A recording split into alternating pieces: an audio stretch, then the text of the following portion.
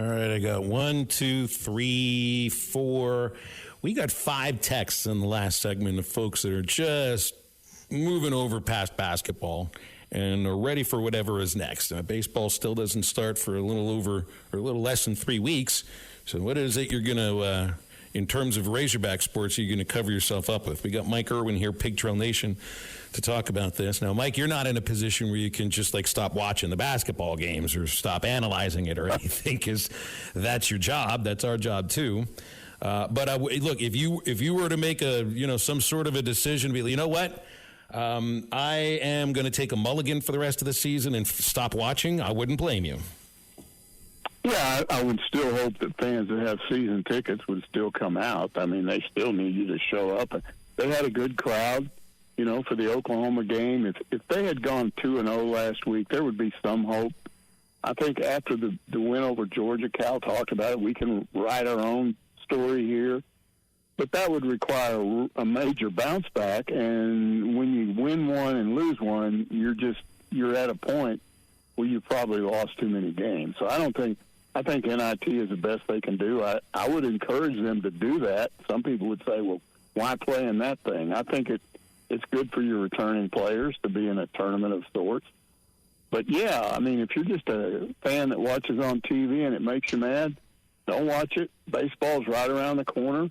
They've had their first 3 workouts in very cold weather, but, I like what Dave Van Horn did. He had his starters against the others.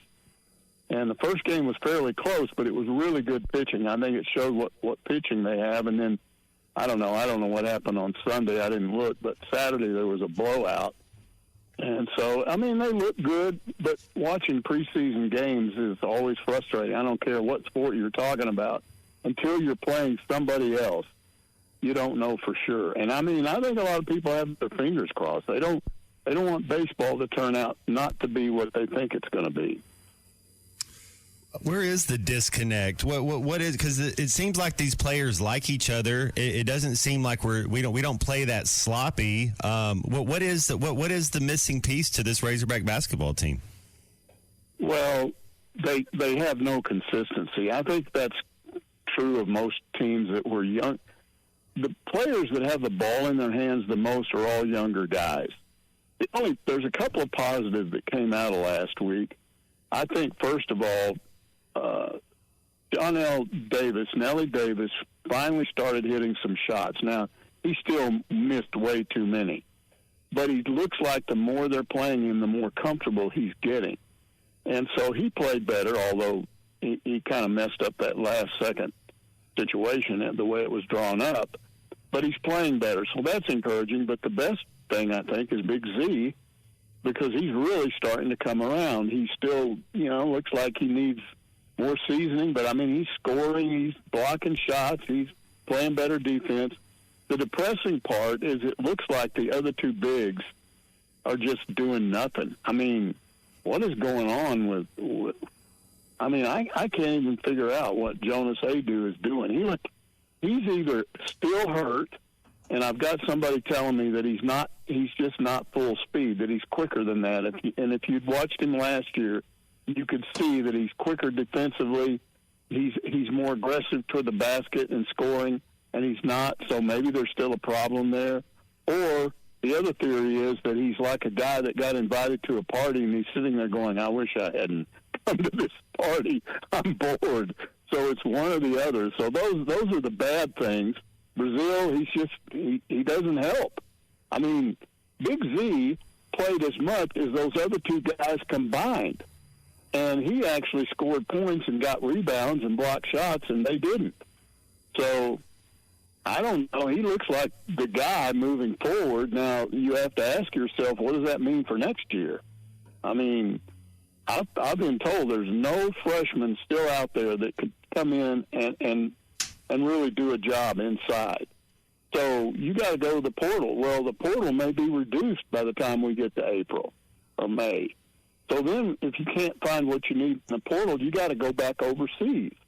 And if you go overseas to get bigs, what happens? It takes them about a year to kind of learn the U.S. game. So I don't know. That part of it doesn't look good to me. But I think Cal will end up going back to, because of revenue sharing, he's going to end up going back to what he knows, which is bringing in really talented, top-rated freshmen with the idea that they can be one and done, and one and done is less of a thing right now. It's not what it was a few years ago. But if you can recruit based on that, then you can get good, really good young players and then see what you can do with them and figure out a way to surround them with older players with more experience.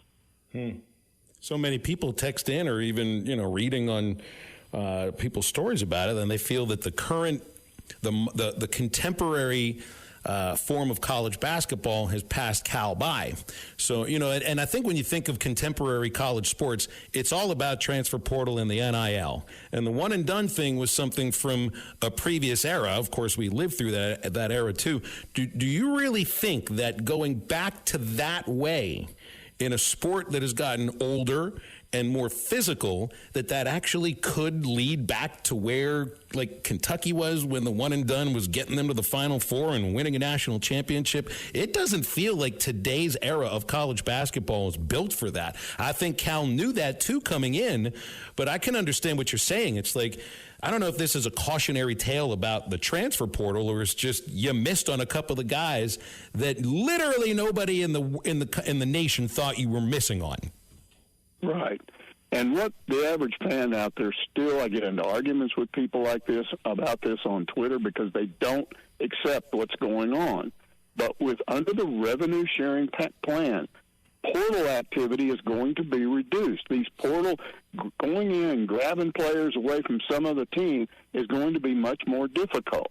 So we will, in some respects, move back to where we were a few years ago. The issue is, yes, one and dones are less common in the NBA. So what Cal will have to be doing is he's not bringing in guys saying, hey, come in here in 1 year, I'll have you in the NBA. But he still has the reputation of getting players to the NBA. And if it takes 2 years, then it takes 2 years. But I still think this guy can recruit high school kids. And he has said that he knows he has to surround them with older players. So that leaves him with developing the other guys that he has. In other words, bringing in a DJ Wagner, a guy of that capability, and keeping him for 3 seasons and having him be around some of these younger players that he's bringing in. So he'll have to adapt. But Cal has said he expects to have to do that.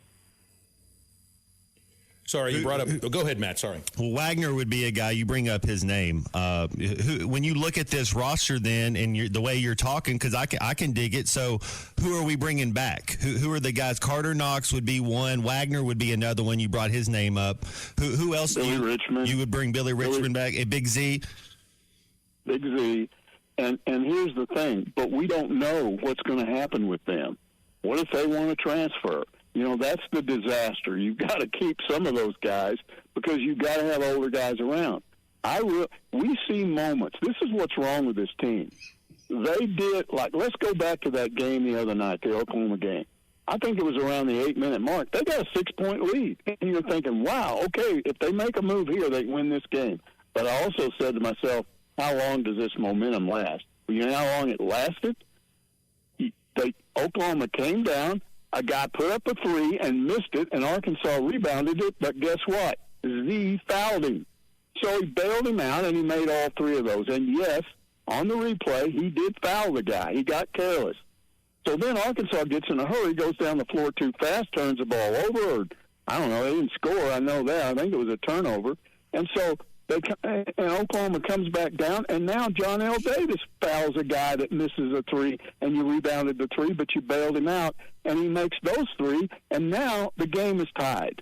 And it happened in about a minute. You went from a 6-point lead to it being tied on 2 basic mistakes. And that's what happens with these guys. They play really well, and it looks good, and then all of a sudden you go, uh-oh, something bad's got to happen sooner or later. And it does, because they're too inexperienced.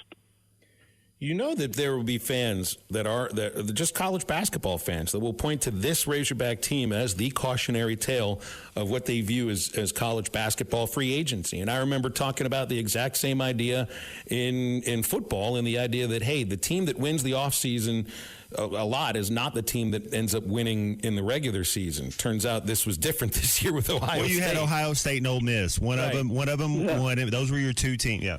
Yeah, but that's all. It's like here's the thing: you never know about. And you can research all you want about these players. You can get face to face with them. They might be really good people, really good teammates.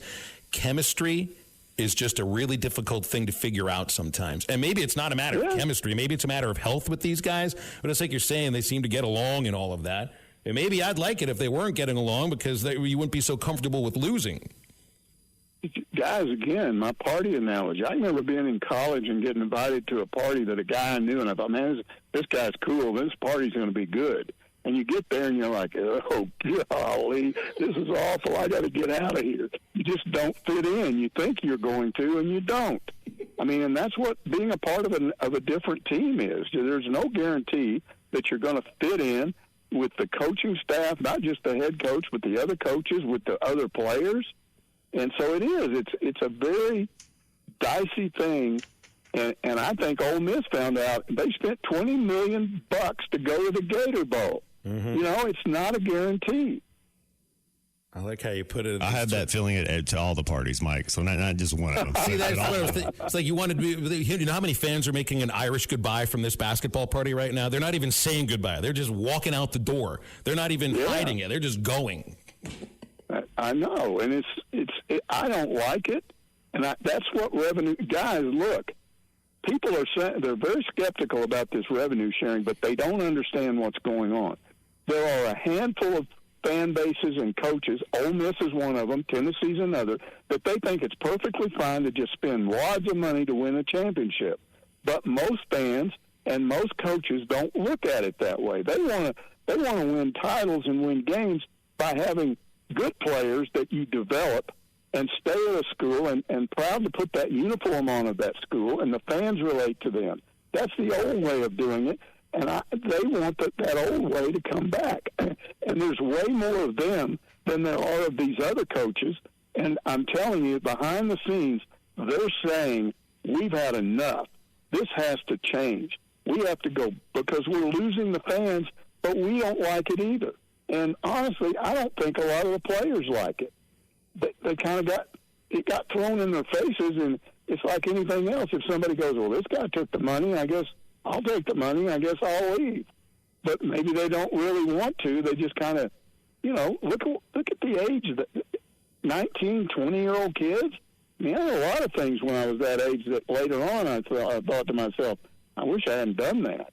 So let's get it back to the way it was as close as possible. Players are going to get paid. They're going to have they're going to go to college. They're going to get a scholarship. They're going to get a degree. They're going to have spending money like they never had before. But forget about this crap of somebody getting $10 million because you failed at a quarterback at one school and didn't get them to the national championship game. But, gee, this other school wants you, and they'll pay you $10 million. That's nuts. BetOnline continues to be the world's most trusted betting platform and your number one source for online betting. From the earliest odds to in-game live betting, BetOnline provides you with all the action and the ability to watch the games as they happen. With the largest selection of odds on everything from football, the NBA, and college basketball to NHL and UFC, head to BetOnline today and don't forget to use the promo code BELIEVE for your welcome bonus on your first deposit. BetOnline, the game starts here.